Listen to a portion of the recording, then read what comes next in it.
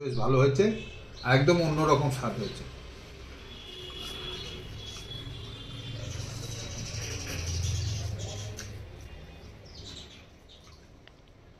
নমস্কার বন্ধুরা, প্রতিদিনের মতো আজকে আমি আর একটা নতুন রেসিপি নিয়ে এসেছি। আজকে আমি পাবদা মাছের রেসিপি নিয়ে এসেছি। পাবদা মাছ আপনারা অনেক রকম ভাবে খেয়ে থাকেন। আজকে আমি একটু অন্যরকম করার চেষ্টা করেছি। খুব সাধারণ ভাবে অল্প সময়ের মধ্যে পাবদা মাছটা রান্না করে আপনাদেরকে দেখাবো। মানে খুবই অল্প সময় লাগে আর খুব অল্প উপকরণ দিয়ে তৈরি করব। চলুন আপনাদেরকে মাছটা আমি দেখাচ্ছি রান্না করে।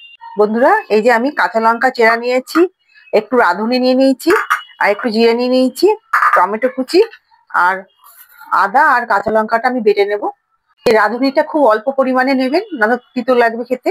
আর জিরেটা যদি বড় চামচের 1 চামচ নেন, তাহলে রাঁধুনিটা হাফ চামচেরও একটু কম রাঁধুনি নেবেন। নিয়ে কাঁচা লঙ্কা, আদা দিয়ে বেটে নেবেন। আমি এবার বেটে নিয়ে আপনাদেরকে দেখাচ্ছি।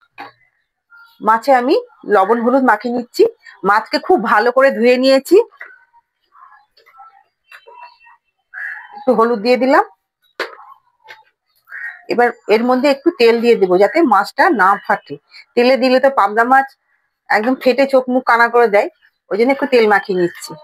পাবদা মাছটাকে আমি খুব ভালো করে মাখিয়ে নেব।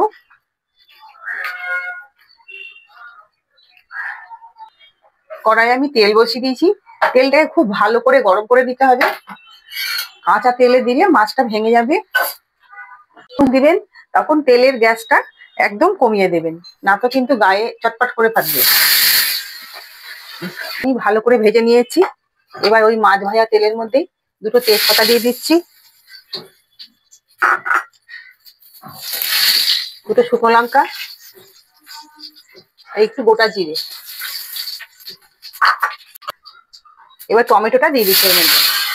টমেটো কুচি করে রেখেছিলাম, টমেটোটা দিয়ে দিলাম।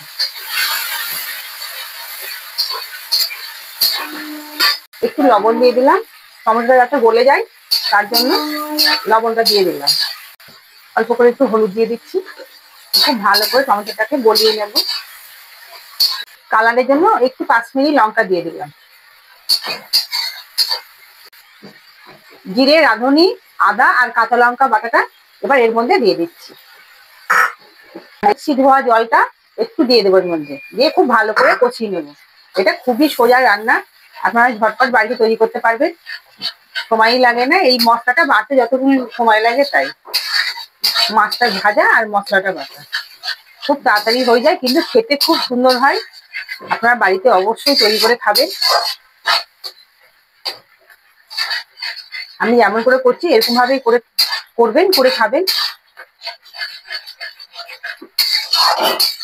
এই মাছের ঝোল দিয়েই আপনাদের ভাত খাওয়া যাবে, আর অন্য কিচ্ছু লাগবে না। এই মাছে দিয়ে জলটা দেবেন, সেটা আপনাদের পরিমাণ মতো। কেউ পাতলা ঝোল খায়, কেউ গাঢ় ঝোল খায়। এবার সেটা আপনাদের ব্যাপার, যে যেমন ঝোল খায় সেই হিসাবে জল দেবেন। এই যে মশলা থেকে তেল ছেড়ে দিয়েছে, মশলার কাছ থেকে তেল ছেড়ে দিয়েছে দেখুন। এই যে মশলাটা কষানো হয়ে গেছে, যখন কষানো হয়ে যাবে এইভাবে মশলা থেকে তেল ছেড়ে যাবে। আর দেখুন মশলাগুলো সব এক জায়গায় হয়ে গেছে। এবার আমি জল দিয়ে দেবো এর মধ্যে।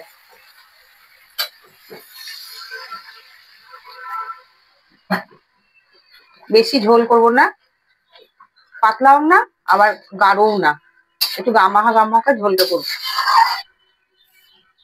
এবার আমি মাছ মাছ ভাজাগুলো এর মধ্যে দিয়ে দিচ্ছি। পাবদা মাছ রান্না করতে বেশিক্ষণ সময় লাগে না।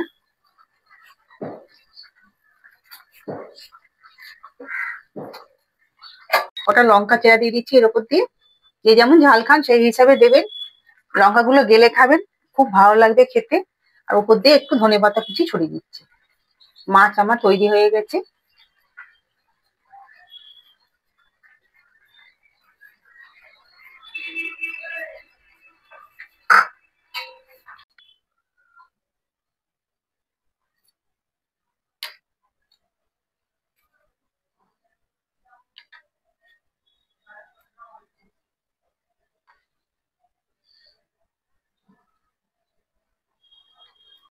পাবদা মাছের আমার রেসিপিটা তৈরি হয়ে গেছে।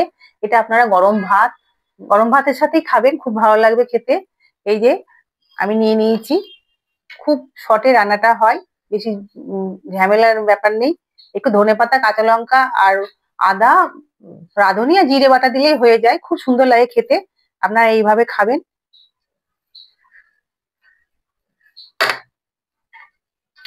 আজকের মতো এইটুকু, পরের দিন আবার দেখা হচ্ছে। আর একটা কথা বলি, আমার চ্যানেলটিকে অবশ্যই সাবস্ক্রাইব করবেন। সাবস্ক্রাইব করে পাশের যে বেলটা থাকে সেই বেলটা টিপে দিলে আপনারা নিত্য নতুন রেসিপি পেয়ে যাবেন। আর কমেন্টের মাধ্যমে আপনারা আমাকে জানাবেন রান্নাটা কেমন হয়েছে। আজকের মতো এইটুকু। টাটা।